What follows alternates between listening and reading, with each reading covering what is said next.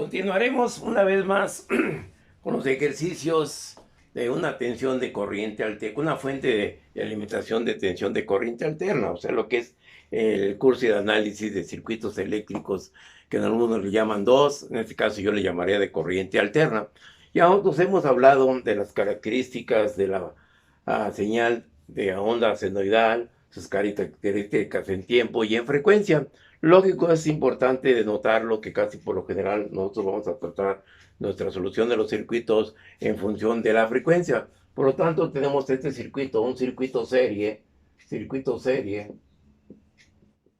donde vamos a tener del tipo RLC, donde tenemos las características de resistencia, inductancia y capacitancia. Y nos piden demostrar la ley de Kirchhoff de tensiones, o sea que la suma de las caídas de tensión es igual a la suma de la fuente de alimentación. Por lo tanto, ¿qué es lo que sucede? En primer caso, determinaremos que la impedancia total es igual a la impedancia 1 más la impedancia 2 más la impedancia 3. Todo esto es en forma fasorialis. Por lo tanto, nosotros tendremos que la Z total es igual a la primera Z, que es una resistencia cis de 0 grados, porque estamos hablando en función de la frecuencia, más la de 3 cis de 90 grados, que es una inductancia, más 6 cis de menos 90 grados. Por lo tanto, eso es en forma polar. Vamos a ponerlo también, representarlo en forma cartesiana. Entonces tenemos que es igual a 4 más J3 menos J6. Por lo tanto, la impedancia total nos va a dar 4 menos 3J, que este es el valor de la impedancia total de este circuito. Por lo tanto, podemos ver nosotros que va a predominar la característica de la capacitancia. Por lo tanto, tendremos nosotros que la situación se va a tratar de que la corriente y la tensión van a tener un ángulo de desplazamiento, y ahorita vamos a ver cuál se va a hacer su respectivo ángulo de desplazamiento. Si esto lo representamos nosotros en forma polar, tenemos que, de acuerdo a la cuestión de la calculadora, nos va a decir que esto va a ser igual a 5 cis de menos 36.9 grados, que esa sería la característica de la frecuencia en forma polar. Por lo tanto, ¿qué es lo que va a suceder? Nosotros tendremos que el voltaje 1, que aquí tengo yo mi voltaje 1, aquí va a ser más, menos, mi voltaje 2 y mi voltaje 3, más, menos, tenemos esa característica. Por lo tanto, aplicando la ley de Ohm, que voltaje es igual a quién, a una corriente por la característica de la resistencia, aplicando esta acción de la cuestión de las características de ley de Ohm. Pero ¿qué es lo que sucede? Aquí nos hace falta tener nosotros, pues tendremos que el voltaje 2 es igual a la corriente que multiplica la reactancia inductiva, y el voltaje 3 va a ser igual a la corriente que multiplica a la reactancia capacitiva. Aquí nosotros tenemos la incógnita de la corriente. Por lo tanto, la corriente va a ser igual a la tensión aplicada sobre la impedancia total del circuito. Nosotros le estamos aplicando una tensión con valor eficaz de 100 volts sobre la impedancia, que nos va a dar 5 cis de menos 36.9 grados. Y ahí nosotros vamos a determinar que la característica de la corriente o la magnitud de la corriente va a ser igual. Por lo tanto, la corriente va a ser igual a 20 cis de 36.9 grados, y estos son los amperes. Y ahí tengo las características de la corriente. Por lo tanto, ¿qué es lo que va a suceder con la característica del voltaje? El voltaje 1 en la resistencia. Por lo tanto, aquí borramos de aquí, tendremos que nuestro voltaje 1 o la resistencia va a ser igual a la corriente 20 cis de 36.9 grados, que esto nos va a dar un valor por la característica de la resistencia, que nos da 4 cis de 0 grados. Por lo tanto, aquí tendremos nosotros un valor de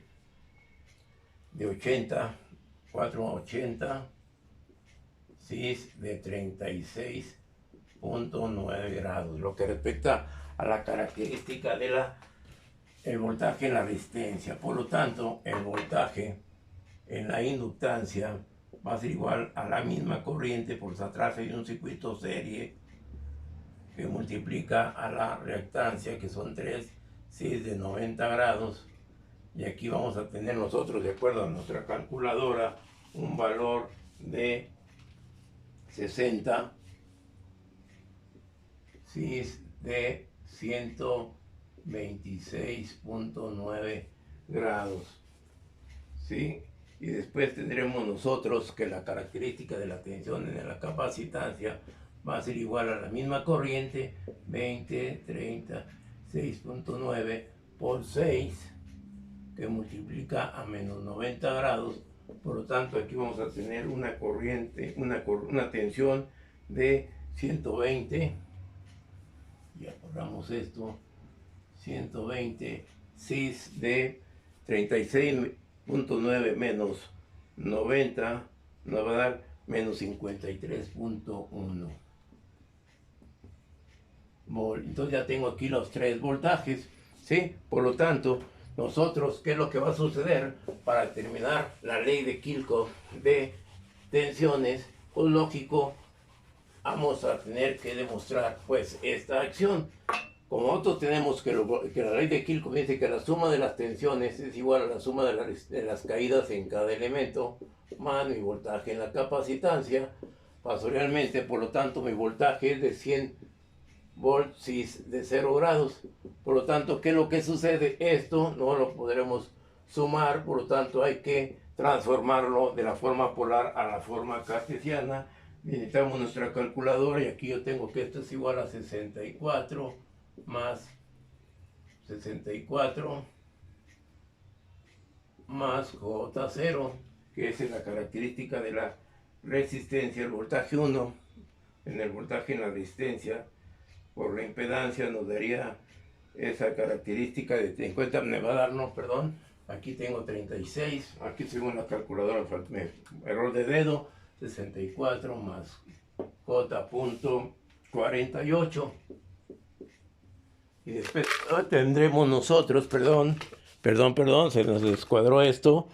Y después tendremos nosotros que la característica en la voltaje 2 sería un valor de la siguiente manera, nos va a dar menos 36 más J48 y el siguiente nos va a dar 72 más, perdón, aquí tengo menos 90J que multiplica a 9.6. Vamos a checar la calculadora, ¿sí? Tendremos un valor de 72 menos J 90 y 53 9.6. Por lo tanto, si nosotros sumamos aquí esta acción, tenemos que las características de nuestro voltaje va a ser igual a 40 102, 72, ¿sí? Tendremos aproximadamente las condiciones de nuestro circuito que nos dará ese valor. Y entonces continuando, pues que hacemos las características de los resultados, donde estamos viendo la ley de Kirchhoff de tensiones, y ahí tenemos la comprobación de los valores obtenidos anteriormente. Por lo tanto, ahora, ¿qué es lo que va a suceder cuando nosotros interpretemos las características de los diagramas fasoriales? Vamos a borrar todo esto teórico y ahora vamos a comprobar con la característica de los diagramas fasoriales. Por lo tanto, ¿qué es lo que va a pasar con esos diagramas fasoriales? Vamos a ver el programa fasorial de las resistencias y las reactancias. Por lo tanto, ¿qué es lo que va a suceder aquí? Tendremos nosotros que la situación, ¿sí?, tanto de uno con respecto al otro.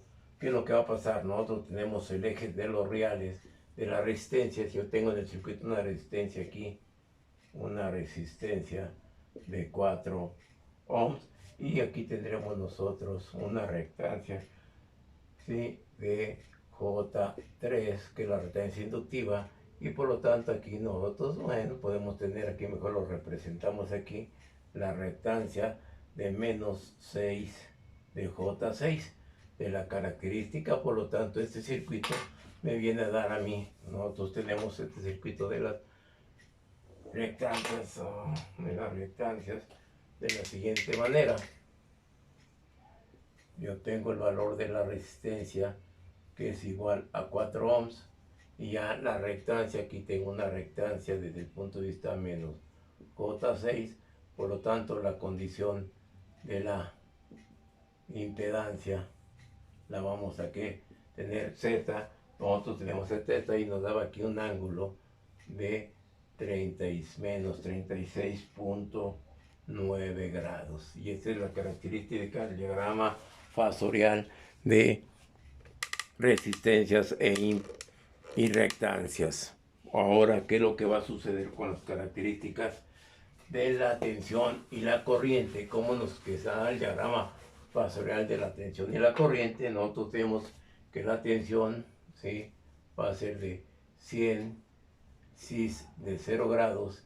¿Y qué es lo que pasaba con la corriente? La corriente teníamos un valor de 20 cis de 36 grados, positivo. Entonces tenemos aquí, sí, la corriente, y que nos da un valor de 20 amperes y un desplazamiento angular de 36.9 grados.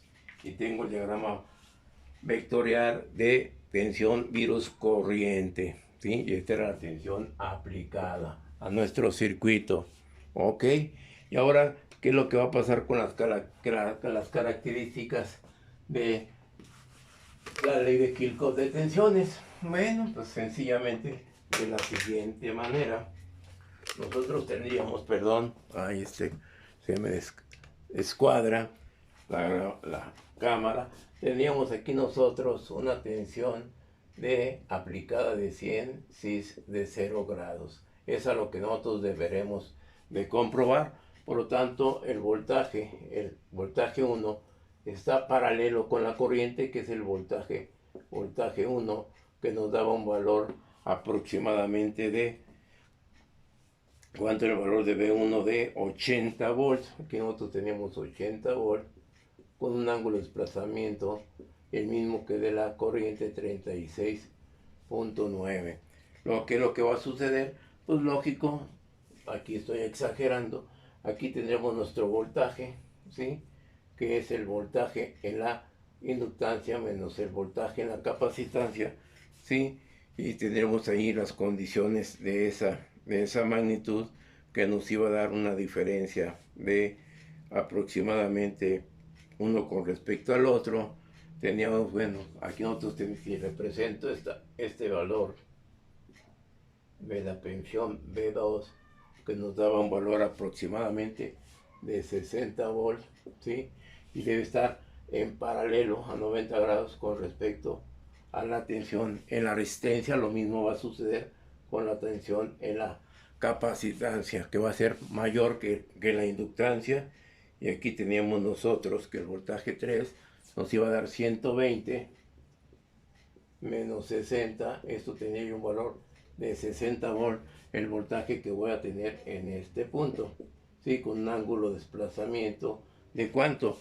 De 126.9, 126.9 grados. Y este es el diagrama de tensión, que es igual a los 100 volts. Si nosotros sumamos estos valores vectorialmente, voy a tener esa tensión aplicada de los 100 volts. Y esos son los diagramas fasoriales de resistencia, virus, reactancia, voltaje con respecto a la corriente, y la característica de ley de Kirchhoff de tensiones para este tipo de ejercicios.